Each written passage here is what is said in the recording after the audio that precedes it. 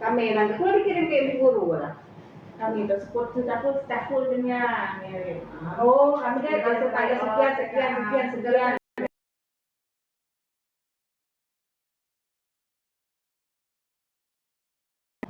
tanggal 15 oh 15 Zoom kan kita itu hong kong jadi dia 20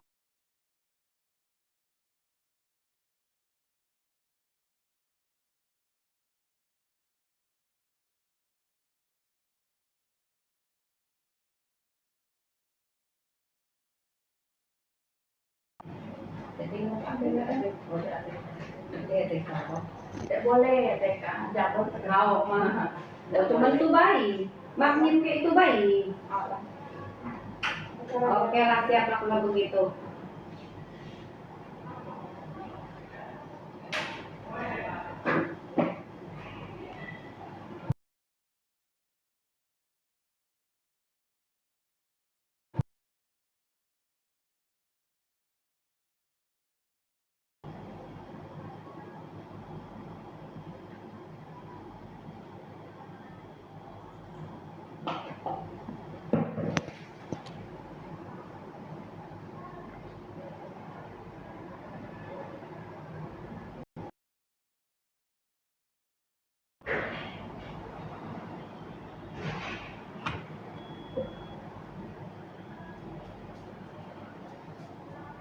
Selamat pagi, Pak RT.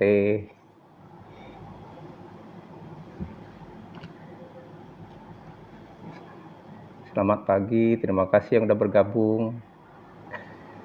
Bu Emi Kurnia, Bu Mahyuni.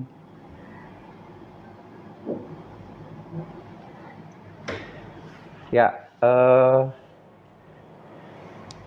pagi ini saya akan mencoba untuk mengajak kita berdiskusi ya tentang keracunan MBG ini di salah satu SPPG di Sungai Liat di Kabupaten Bangka. Jadi kalau mungkin yang dari Kabupaten Bangka udah tahu ya tentang adanya salah satu SPPG ini ditutup karena kasus keracunan.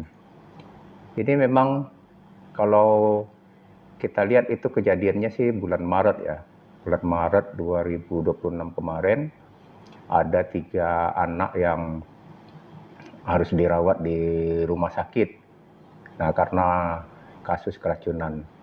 Jadi kalau kita lihat dari kronologisnya, anak-anak tersebut itu menerima makanan dari SPPG.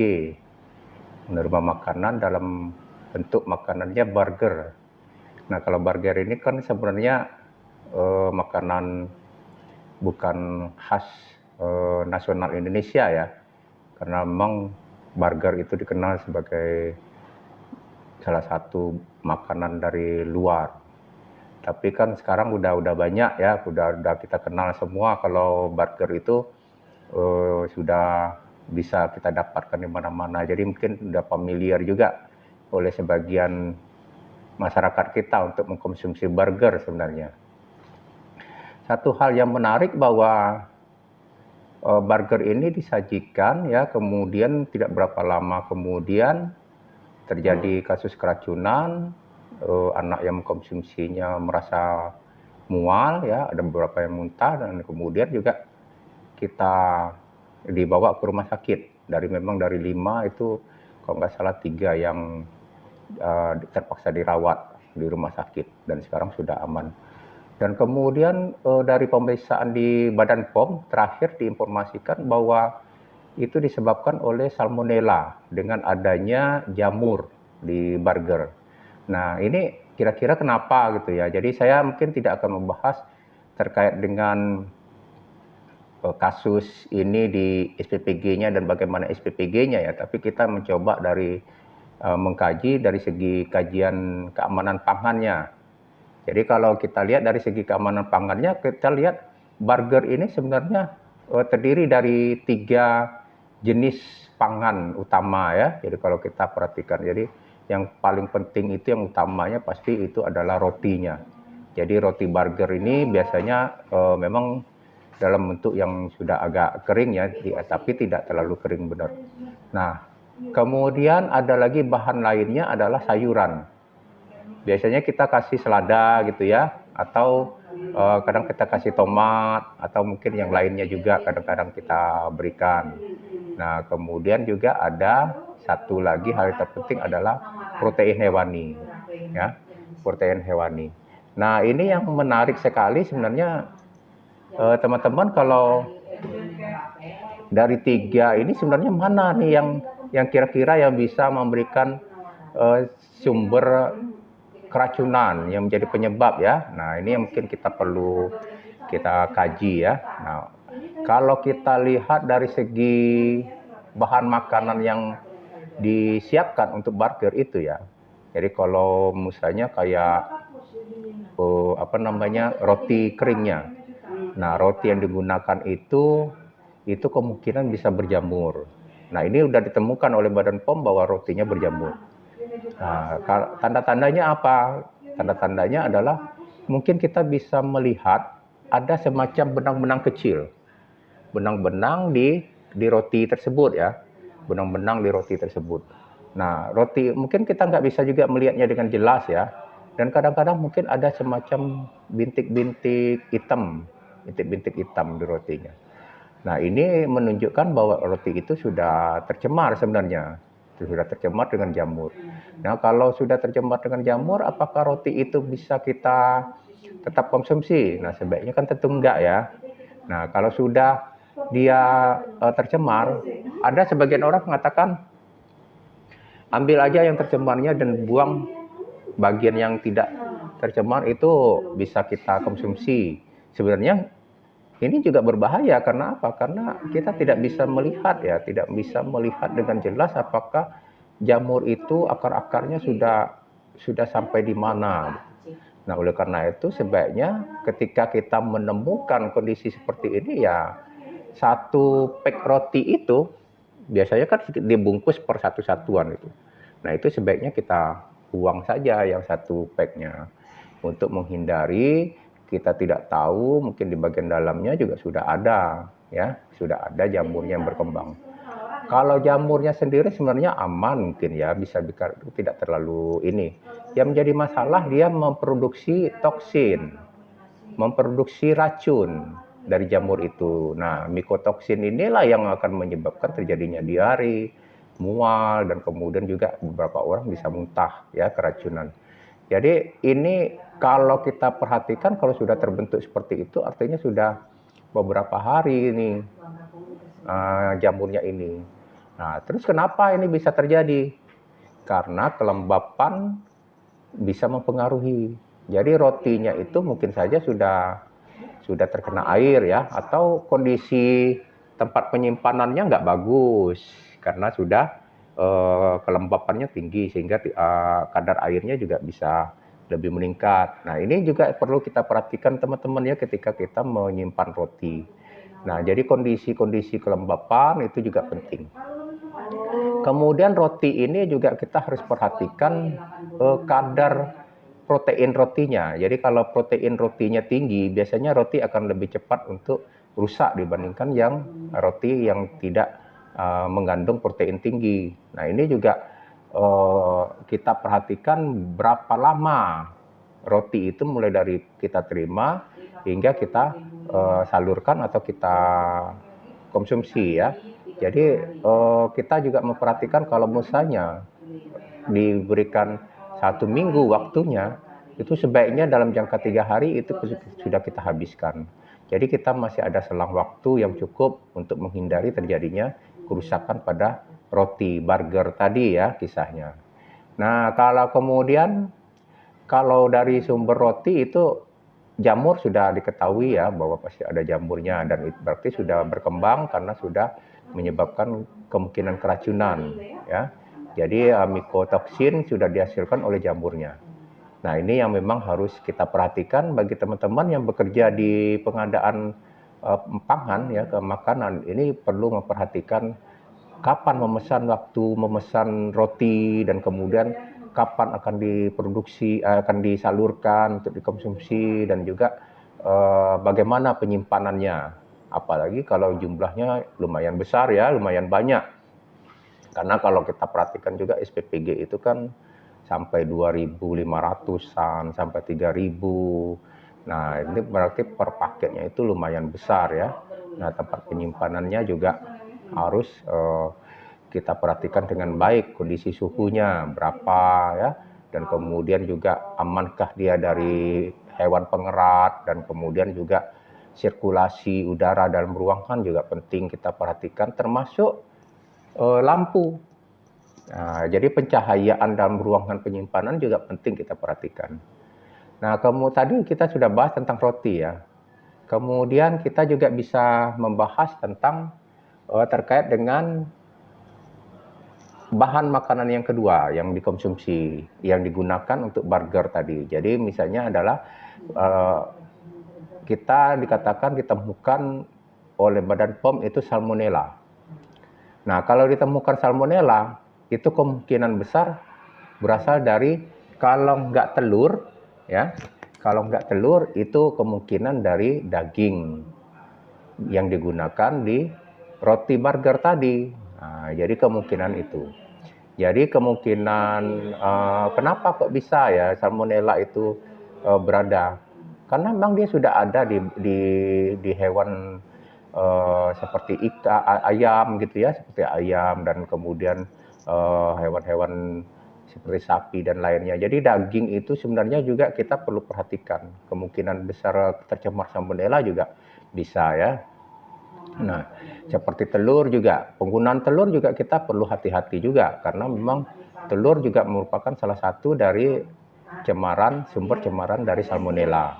Nah, kemudian ini kok bisa terjadi di burger tadi? Nah, ini tentunya kita ketahui bahwa kemungkinan besar ini proses pemasakannya itu kurang tepat. Jadi daging yang digunakan kemungkinan bagian dalamnya itu tidak masak sampai 70 derajat Celcius. Kalau saya sih menyarankan sebaiknya ya di atas 80 ya, di atas 80 derajat Celcius bagian dalamnya itu. Karena apa? Karena memang ada bakteri-bakteri tertentu yang bisa tumbuh sampai 76 derajat Celcius. Jadi untuk mematikan itu kita lebih fokus kalau bisa 80 derajat Celcius suhu di dalamnya. Jadi bukan suhu di luarnya. Jadi bisa saja suhu di luar makanan itu sudah cukup sampai 100, tapi kan di dalamnya belum tentu. Oleh karena itu pada saat masaknya itu kita juga perhatikan apinya itu sebaiknya api sedang atau api yang kecil. Ya, sehingga dia tidak akan hangus ya di bagian luarnya.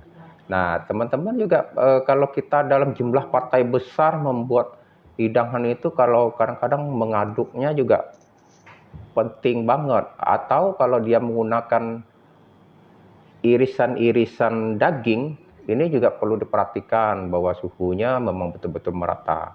Nah, ini kemungkinan suhunya tidak merata ya. Dan pemasakannya kalau saya lihat, karena dia ada 3 anak ya, kemungkinan yang dirawat dan ada beberapa anak yang tidak dirawat. Dan saya tidak tahu apakah dia itu tersebar di beberapa kelas atau tidak. Tapi kalau kita perhatikan dengan kondisi seperti itu, kemungkinan besar ya, kalau kita melihatnya ada tahap tertentu. Jadi mungkin dia tidak masaknya dalam partai besar ya. Jadi dia ada beberapa kali masak itu. Dari beberapa kali masak, dan kemungkinan salah satu tahap masak itu yang dia tidak sesuai dengan SOP. Jadi tidak melebihi di atas 70 derajat Celcius ya.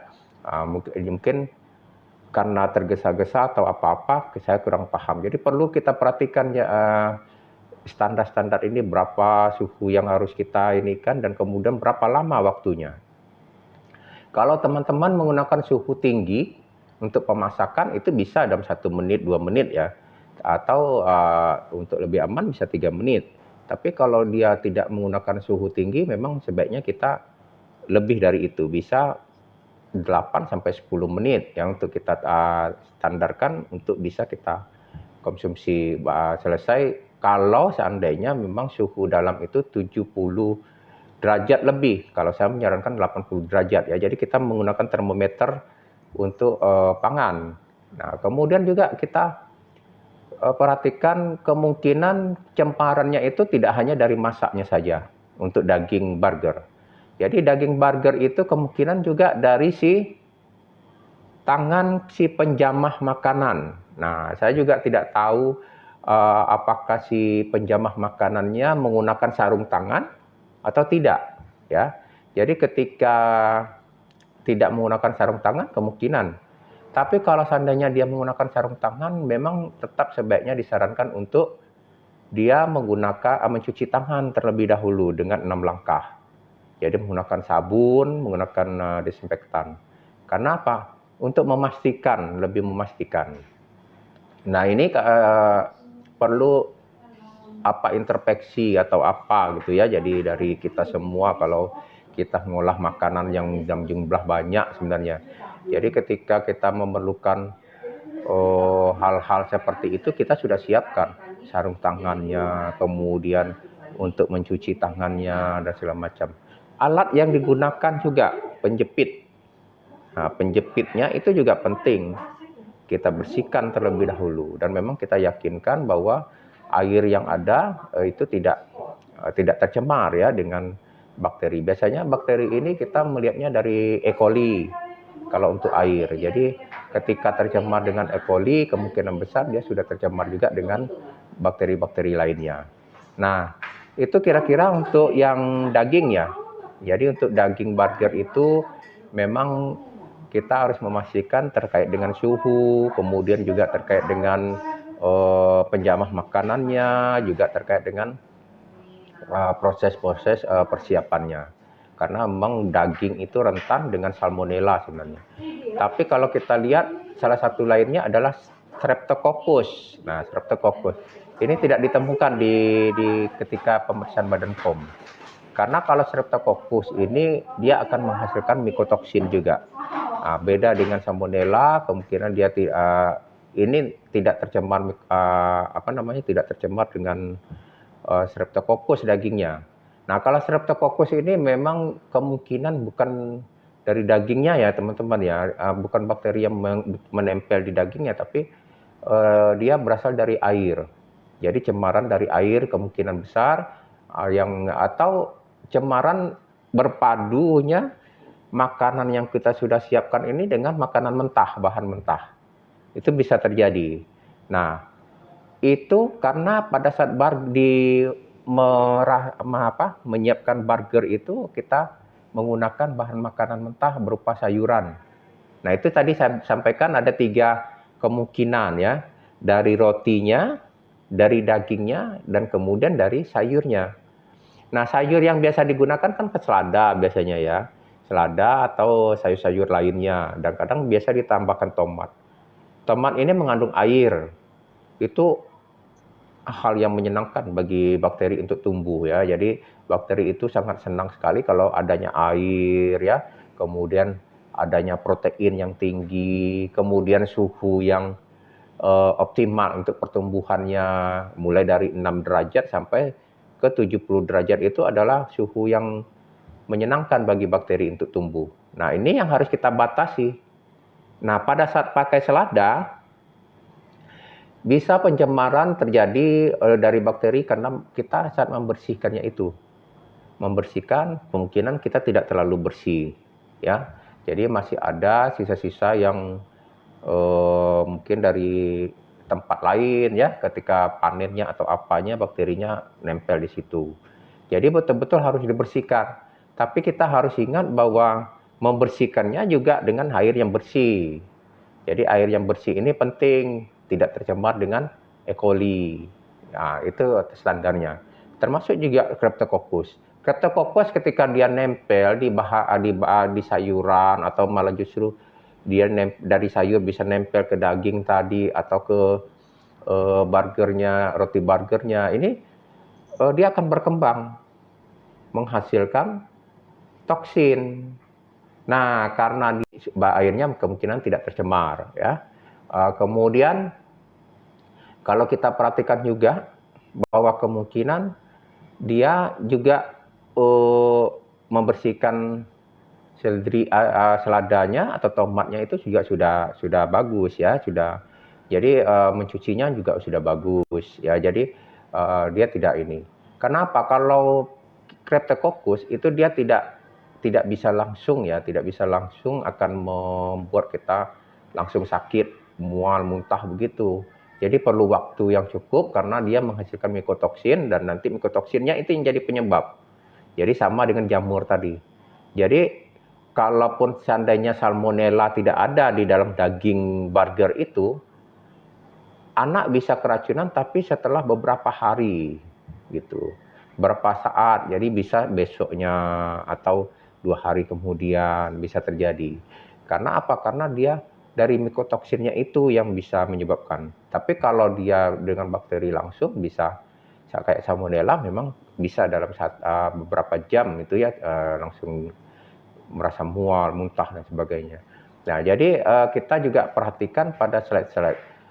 Ketika memotong daging, jangan gunakan pisaunya kemudian untuk memotong sayuran, tomat atau apa itu. Jadi memang kita menyiapkan khusus untuk masing-masing bahan makanan ini, mana yang pisaunya untuk daging, mana yang pisaunya untuk sayuran.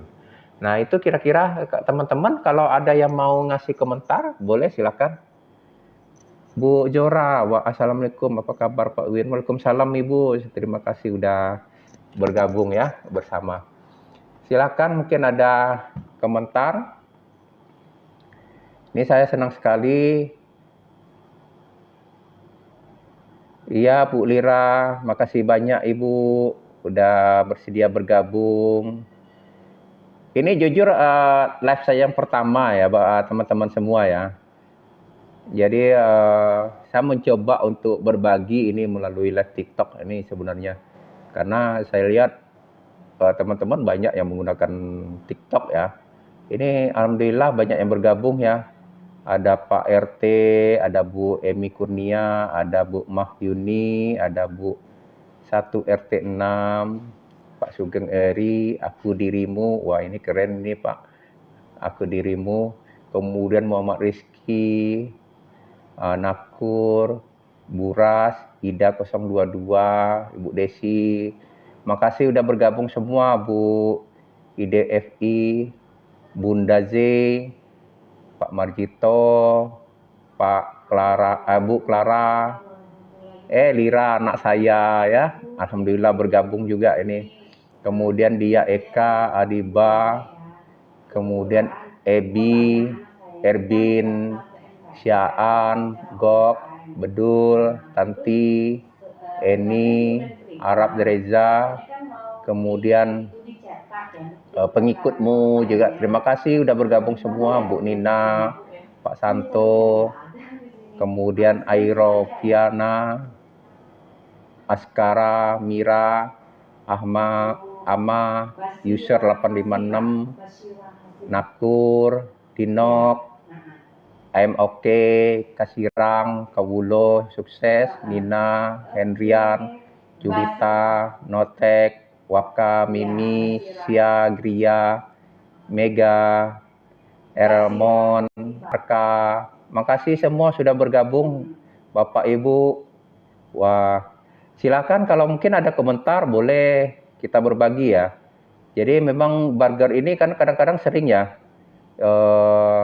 dikonsumsi, terutama anak-anak juga suka sekali ya.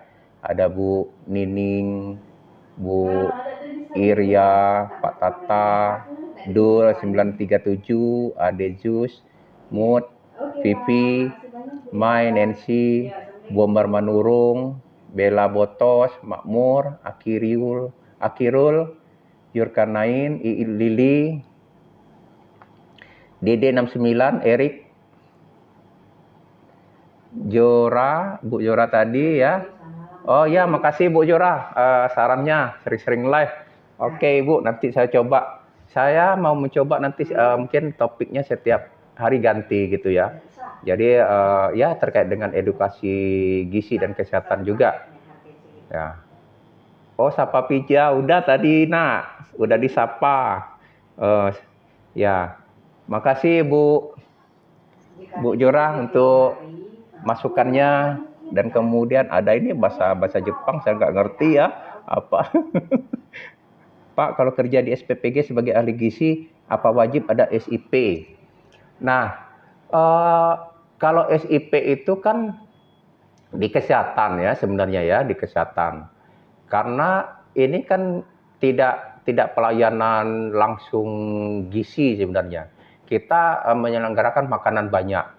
Jadi kalau makanan banyak, setahu saya sih nggak perlu SIP ya. Tapi kalau membuat SIP malah lebih bagus. Jadi ada pegangan secara hukum kita punya gitu. Nah ini kan di bagian apa satuan masing-masing ada bedanya sih ya. Satuan ini perizinan itu di tempat masing-masing di kabupaten kota masing-masing. Nah ini silakan kalau mau buat SIP untuk biar kita lebih kuat pegangannya kalau terjadi apa-apa. Nah kalau untuk SIP kita juga punya STR. Nah ini sebenarnya bagusnya wajib ada STR. Kenapa? Kalau ada STR artinya kita juga sudah diakui oleh Kemenkes ya. Dan kemudian dari segi organisasi profesi juga kita sudah diakui. Tapi jangan lupa, kalau organisasi profesi kan kita harus bayar iuran ya. Nah, ini juga perlu. Jadi teman-teman harus membekali diri sendiri untuk bisa mencoba memperbaiki diri, kemudian mencoba mempunyai landasan hukum untuk kegiatannya masing-masing. Dan kemudian kalau bisa rajin-rajin ini belajar ya. Nah, jadi pada saat ini kan kasus kita adalah burger, keracunan burger tadi. Nah, tadi saya sudah sampaikan bahwa ada 3 ini yang utama yang harus kita perhatikan. Nah, secara keseluruhan sebenarnya intinya adalah ada suhu yang harus kita pertimbangkan, ada jenis bahan makanan yang harus kita pertimbangkan, ada kadar air yang juga kita harus pertimbangkan, dan ada cemaran lain dari penjamah makanan juga harus kita pertimbangkan. Nah, jadi teman-teman ahli gizi yang di SPPG ya harus lebih rajin ya untuk belajar ya. Kemudian terima kasih Bu Kristianata atau Pak Kristianata ya. Kemudian ada pertanyaan ini dari siapa nih? Oh Bu Jora ya. Bu Jora untuk bikin SIP keanggotaan di Persagi Basel tapi kerja di Pangkal Pinang. Bikinnya, kalau SIP itu harus di Basel. Harus di Basel. Nggak harus kita kerjanya di Basel ya. Anggota Persaginya di di Basel. Ini apa? Terbalik ya. Anggota Persagi Basel tapi kerja Pangkal Pinang, buat SIP-nya harus di Pangkal Pinang. Karena posisinya dikeluarkan oleh orang kota kabupaten. Jadi Pangkal Pinang yang buat SIP-nya. Nggak masalah kalau dia mau dari anggota Persagi kabupaten lain, nggak apa-apa. Ya, tetap dibuatnya di Pangkal Pinang. Ya, terima kasih Pak Yusuf, Bu Alsanti, Bu Eni Yuningsi juga sudah bergabung. Jadi kita dalam memperhatikan pengolahan makanan itu sangat penting. Sebenarnya harusnya sudah mulai dari perencanaan ya. Sudah dari perencanaan. Jadi kalau kita ini pertanyaannya ada ini dari Bu Joral juga. Nanti ke kantor mana Pak? Kantor pelayanan satu pintu. Kalau nggak salah saya itu kalau di Pangkal Pinang nggak tahu saya apakah ada mallnya. Kalau di Bangka sudah ada mall ya, udah ada mall pelayanan itu, pelayanan terpadu. Nah di sana mintanya. Biasanya nanti dia minta STR, kemudian ada kelengkapan lainnya juga. Termasuk nanti kalau sudah ada di belum ada STR-nya ya dibuat di Satu Sehat SDMK dulu. Nanti di Satu Sehat SDMK selesai dibuat di sana STR-nya, baru nanti kelengkapannya dimasukkan ke SIP-nya ke pelayanan satu pintu. kantor pelayanan satu pintu. Kalau STR S1 gimana Pak aktif sampai akhir tahun 2026? Nah, ini agak repot ya, karena kalau S1 itu dia kan harus profesi dulu. Cuman perkaranya sekarang kalau nggak profesi itu sampai tahun 2029 terakhirnya gitu. Jadi ini kalau sekarang sih kalau sudah nggak aktif ya, akhir tahun 2026 ini terakhir aktif itu masih bisa diurus. Silakan aja gunakan STR yang masih aktif sekarang ini, yang di 2000 yang masih di 2006 masih pakai.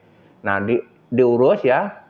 Nanti biasanya juga paling sampai akhir tahun 2026 deh kayaknya SIP-nya, karena SIP-nya itu mengikuti STR.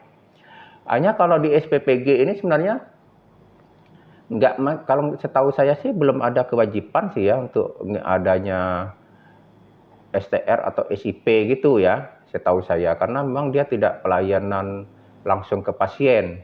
Jadi ini kan kita nutrisionis itu hanya sampai saat ini masih bisa tanpa STR gitu. Nah, tapi kalau memang lebih bagusnya, kalau saya sarankan Bu Jora ya nanti kalau bisa mengikuti program profesi 1 tahun, lebih baik mengikuti program profesi 1 tahun ya, nanti lanjut lagi di apanya. Atau kalau enggak juga enggak terlalu masalah, yang penting kan kita antisipasi kemungkinan-kemungkinan yang ada. Jadi dengan arti kata bahwa betul-betul dilihat ya, kita kan jujur saja kalau saya melihat dari di ahli gizinya di SPPG itu tidak mungkin kita mengerjakan semua, melihat, mengawasi semua gitu ya. Nah, jadi bagian-bagian masing-masing untuk persiapan, untuk masak, itu memang SOP-nya dijalankan gitu. Jadi kita harus perhatikan jangan sampai terjadi kasus, baru kita agak ribet ya, apalagi PGN kalau ada kasus kan langsung dihentikan operasionalnya. Nah ini yang kasihan kan. Jadi oleh karena itu kita betul-betul jangan sampai terjadi keracunan itu. Bagaimana tekniknya? Dari bahan makanannya itu kita udah siapkan, harus betul-betul yang baik kualitasnya. Karena kalau kita tidak menggunakan kualitas yang baik, ya, nah ini risikonya. Seperti roti burger yang kita bahas tadi, ya, tidak bahas tadi. Terima kasih Bu Putri udah bergabung ya. Nah, kita bahas tadi kalau rotinya itu kapan nih mau produksinya. Upayakan kita menerima roti yang betul-betul baru diproduksi. Jadi kalau biasanya kan teman-teman nyiapinnya ya pagi ya. Artinya kalau bisa rotinya ya roti yang diproduksinya pada siang ini untuk besok paginya. Jadi jangka waktunya optimalkan. Nah, itu yang perlu di pemesanannya yang betul-betul. Kemudian waktu perhatikan ketika dia dibungkus satu-satu ya, roti itu dibungkus satu-satu, juga dilihat apakah ada kebocoran gitu, apakah ada kemungkinan kerusakan pangan itu. Jadi kita sama dengan susu ini sebenarnya. Susu itu kita juga bisa melihat susu box ya, susu kemasan itu. Jadi kalau dia posisinya udah terlalu kelempet atau kotaknya sudah penyot gitu, nah sebaiknya nggak usah digunakan lagi ya. Kasus di sungai itu disebabkan oleh apa Pak? Ya ini kasusnya sebenarnya dia ngasih burger ya, burger itu dan kemudian keracunannya kalau dari hasil Badan POM itu karena salmonella dengan adanya jamur di roti. Nah itu makanya kita sampaikan tadi, kalau dia jamur kemungkinan rotinya sudah beberapa hari. Jadi rotinya itu mungkin tidak segar lagi, sudah 4 atau 3 lebih ya diproduksi dari tangga produksi sampai dia terima dan disampaikan ke konsumen, dan kemudian bisa juga karena penyimpanannya yang tidak baik. Tuh, jadi penyimpanan roti itu kan mungkin karena jumlahnya 2.500 pack, ini tempat nyimpannya mungkin nggak baik ya, suhu ruangan tidak kurang diperhatikan jadi lembab ya. Kemudian juga pencahayaannya mungkin kurang bagus. Nah, akhirnya rotinya berjamur. Ini yang kasus-kasus yang di ini. Jadi kita harus mudah mengantisipasi dulu ya sebelum itu terjadi. Ada Bu Darnawati, kemudian Pak Dino, terima kasih sudah bergabung. Bu Greta, kemudian Pak Jispil yang sudah bergabung juga, terima kasih banyak ya. Nah, jadi beberapa makanan memang kita bisa melihat teman-teman kalau terjadinya keracunan itu kemungkinan sumbernya. Kita bisa melihatnya itu juga dari pola keracunannya itu. Jadi kalau kita lihat keracunnya itu misalnya dari satu kelas saja atau dari beberapa menyebar gitu ya. Atau mungkin hanya pada kelompok-kelompok tertentu walaupun satu kelas tapi hanya beberapa orang saja. Nah, kita pasti bisa melihat bahwa kemungkinan itu pencemarannya dari mana. Ya. Seperti yang saya sampaikan tadi, kemungkinan kalau dia parsial hanya beberapa kelompok saja yang mengalami keracunan. Nah, itu kemungkinan pemasakannya itu ada tahap-tahap pemasakan ya. Mungkin dia 2 atau 3 kali masak atau 2 atau 3 kelompok masak. Nah, kemungkinan itu yang ada yang tidak sesuai dengan SOP. Nah, kemudian kalau keracunannya juga menyebar secara luas ya, dari kelas ini ada, kelas ini ada, kelas ini ada. Nah, itu kemungkinan memang dari sumber bahan bakunya, kemudian air untuk pembersihnya ya, dan kemudian juga teknik memasaknya yang perlu diperhatikan juga SOP, atau kemungkinan besar juga berasal dari penjamah makanannya. Nah, penjamah makanannya ini yang penting juga. Atau bisa jadi dari kemasan. Kita tempat mengemasnya itu tidak baik ya, tidak bagus. Jadi misalnya kita memakai ompreng platonya kurang bagus, misalnya kurang bersih dicucinya. Jadi masih ada sisa lemaknya di dalam sana. Nah, kita bisa memperhatikan itu. Kalau dia berasal dari plato ya, yang akan keracunan, kemungkinan keracunan itu cuma 1-2 orang saja. Jadi kemungkinan tidak akan keseluruhan. Dan itu biasanya karena platonya itu kita mengambilnya berurut-urutan, nah kemungkinan dia akan, yang keracunan juga akan berdekatan posisinya. Jadi dia tidak akan jauh, tidak melebar gitu. Nah, jadi dari kejadian-kejadian itu sebenarnya kita bisa menganalisa ya atau melihat kemungkinan dari mana sih sebenarnya kejadian itu gitu. Makasih Bu Meme, makasih Tuan Muda juga udah bergabung ya. Nah, itu kira-kira teman-teman, kalau ada yang mau bertanya boleh silakan. Ilmu yang mahal Pak, oh ya terima kasih. Ya, saya mencoba memberikan masukan ya untuk kita semua ya. Karena memang MBG ini kan paling tidak 5 tahun ke depan akan terus ada karena kebijakan dari pemerintah kita untuk melaksanakan. Dan memang MBG ini bagus ya sebenarnya ya teman-teman ya, untuk membantu status gizi anak. Hanya kadang-kadang sulitnya MBG ini nggak dikonsumsi oleh anak yang bersangkutan, tapi oleh dia dibawa pulang, nanti dikonsumsi oleh bibinya, dikonsumsi oleh bapaknya, dikonsumsi oleh yang lain. Nah, ini perlu pengawasan sebenarnya, ya perlu pengawasan. Kita tidak hanya sekedar ngasih MBG, terus ya silakan mau dikonsumsi atau enggak begitu sebenarnya ya. Kita juga harus melihat habis nggak nih yang makanannya ini. Jadi MBG yang kita berikan itu juga harus kita evaluasi. Kalau saya sih menyarankan misalnya kita memberikan 2.500 MBG ya. Kita dari sebulan itu taruhlah 3 kali kita lakukan survei kecil-kecilan. Jadi kita bagikan kayak kuesioner kecil, nggak usah lengkap dan panjang-panjang gitu, cukup 5 pertanyaan saja.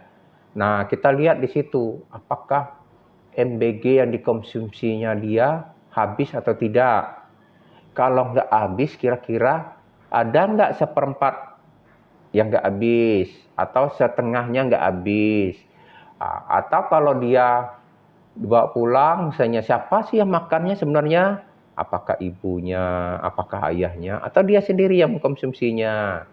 Kemudian, apakah distribusinya dibagikan tepat waktu atau tidak? Kemudian, apakah yang menerimanya betul-betul anak yang bersangkutan atau tidak? Jadi evaluasi-evaluasi ini akan membantu kita sebenarnya. Apakah menu yang disajikan juga disukai atau tidak? Nah, kita tidak bisa memuaskan 2.500 orang ya dengan menu yang kita susun. Itu nggak akan mungkin ya teman-teman ya. Jadi kita berharap sebenarnya 80% suka dengan menu itu. Dan 20% nggak suka itu wajar sebenarnya ya. Karena tidak akan mungkin kita bisa memuaskan semua orang ya. Nah, tapi kita juga perlu ini sebenarnya bagaimana mengevaluasi dan kemudian menyiapkan gitu ya, menyiapkan agar makin banyak yang suka dengan menu kita gitu. Pak Jis bertanya ini gimana biar anak SD suka makan sayur. Nah, suka makan sayur ini Pak sebenarnya sudah harus dimulai dari kecil. Jadi kalau orang tuanya nggak suka makan sayur, anaknya rata-rata agak susah untuk makan sayur. Karena apa? Karena pola pembentukan kesukaan makan itu selama 2 tahun pertama. Jadi ketika dia dikasih MPASI 6 bulan, itu kita kan harusnya sudah mulai mencampurnya dengan sayur ya. Mencampur sayur. Orang tua makan bersama juga ajak lihatkan ke anak bahwa kita makan sayur. Nah, anak akan meniru. Jadi pola-pola sampai 5 tahun itu adalah pola meniru. Anak akan makan ini sayur kalau dia melihat orang tuanya juga makan. Tapi kalau kita sajikan sayur, kemudian kita nggak makan, kelihatan oleh anak akan perhatiin, oh sayur itu nggak dimakan nih oleh orang tua saya. Masa saya harus makannya? Walaupun kita suruh-suruh makan, kalau kita sendiri nggak makan, agak susah, ya kan? Nah, itu memang makan sayur itu memang pola yang harus sudah mulai dari kecil. Nah, sekarang gimana nih kalau anak SD biar suka makan sayur? Sayurnya dibuat tersembunyi, Pak. Jadi misalnya perkedel, kita buat perkedel. Kasihlah seledri di dalam perkedelnya, ya. Nah, biasanya anak-anak kalau udah awal-awal itu nggak mau itu, karena perkedel ada seledrinya diambil, dibuang. Nah, kita bisa membuat perkedelnya menjadi bubuk, dikeringkan ya, kemudian digiling. Itu bisa dicampur. Ini sama seperti metode taburia sebenarnya ya. Kalau di program gizi teman-teman yang udah tahu. Nah, dicampur dalam buat perkedelnya itu kan dia nggak tahu tuh. Nah, kasih mungkin 5% dulu awalnya seledri yang utuh ya. Seledri utuh itu dikasih, kemudian nanti ditambahin lagi. Nah, ini juga bisa, Pak. Jadi secara bertahap kita bisa melatihnya. Tanpa dia sadar, dia makan sayur gitu. Makan sayur. Atau kalau kita dalam suasana tertentu memang pilihan makanan itu pilihan makanan sayur. Nah, ini kalau misalnya kayak di Sunda itu kan makanannya juga banyak ya, lalap-lalapan ya. Nah, ini juga bisa kita berikan lalap-lalapan itu. Ya, mulainya dari apa yang dia suka. Jadi kalau bisa kita tanya dulu nggak apa-apa sih. Misalnya, kamu suka sayur apa? Nah, oh sukanya sayur ketimun. Ya udah kita mulai dari ketimun. Ketimunnya nanti baru kita modif-modif. Jadi ketimunnya kita kan misalnya kita belah-belah tuh, belah ketimun mentahnya. Nanti boleh ketimunnya kita mulai masak. Ada lo tumis ketimun. Nah, tambahin nanti dengan labu siam yang mirip-mirip dengan ketimun. Nah, atau kita bisa menambahkannya juga dengan sayuran yang lain misalnya ya. Nah, jadi sedikit demi sedikit memang kita harus merubah pola ini. Ya, jadi agak repot memang Pak ya, tapi saya yakin nih kalau memang kita coba pasti bisa deh ya kita lakukan. Nah, kalau seperti burger itu juga burger tadi kan biasanya cuma dikasih selada aja ya, selada untuk ininya. Nah, jumlah seladanya itu juga bisa diperbanyak. Jadi konsumsi selada ditambah dengan tomat ya, tomatnya. Nah, anak-anak biasanya juga kadang-kadang nggak terlalu suka kalau nggak ada ini ya, nggak ada rasa lain. Jadi bisa diberikan kayak saus. Nah, kayak saus juga bisa ya. Nggak usah terlalu pedas karena tidak semua suka pedas ya. Bisa, tapi sausnya bisa dipisah ya. Jadi dimasukkan di dalam slip plastik tersendiri ya. Nah, plastik itu juga bisa disterilisasi dulu dengan bisa menggunakan apa namanya infrared atau yang lain ya, yang apa itu bisa. Jadi atau dengan metode lain bisa diinikan. Baru kemudian juga kita yakini bahwa dia tertutup dengan rapat kalau kita mau menggunakan slip plastik itu. Nah, ini bisa, jadi dia juga bisa ada selera tertentu ya, ada rasanya untuk ini. Untuk anak bisa menikmati. Karena kalau kita burger, kemudian kita tumpuk dagingnya, kita kasih daging, kemudian kita kasih selada. Udah itu aja kayak burgernya, kan rasanya agak-agak nggak terlalu ini ya, nggak terlalu nendang gitu. Makanya kalau kita kasih saus, ini kadang biasanya lebih enak dan anak lebih menyukai. Tapi ini harus kita siapkan, harus kita antisipasi kemungkinan terjadinya keracunan tadi. Jadi di awal udah kita lakukan langkah-langkah untuk mencoba untuk menghindari itu ya. Makasih Pak Ari Pratama udah bergabung, Bu Ani Nur yang juga udah bergabung ya. Boleh silakan teman-teman yang mau menyampaikan informasi juga boleh. Nanti saya coba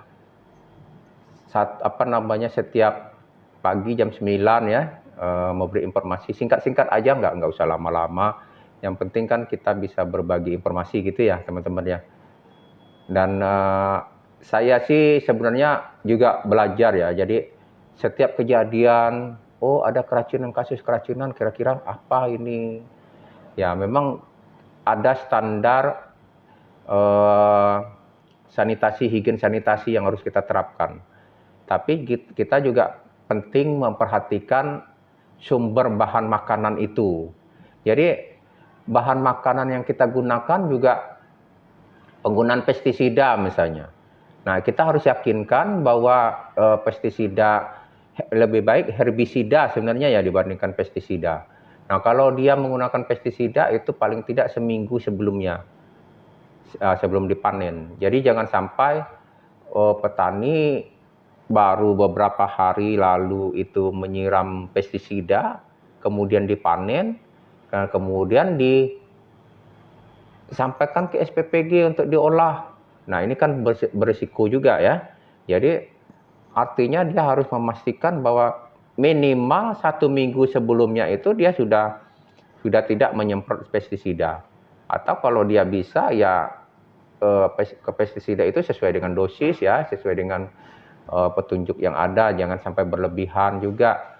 Buang sisa pestisida juga jangan ke air yang mengalir gitu ya. Nah, jadi penting ini diperhatikan oleh kita semua. Jadi walaupun kita ahli gizi bukan berarti kita tidak paham dengan sanitasi dan higien ya. Higien sanitasi itu penting juga dalam pengolahan makanan. Jadi itu kira-kira teman-teman. Terima kasih ya semua karena sudah bergabung.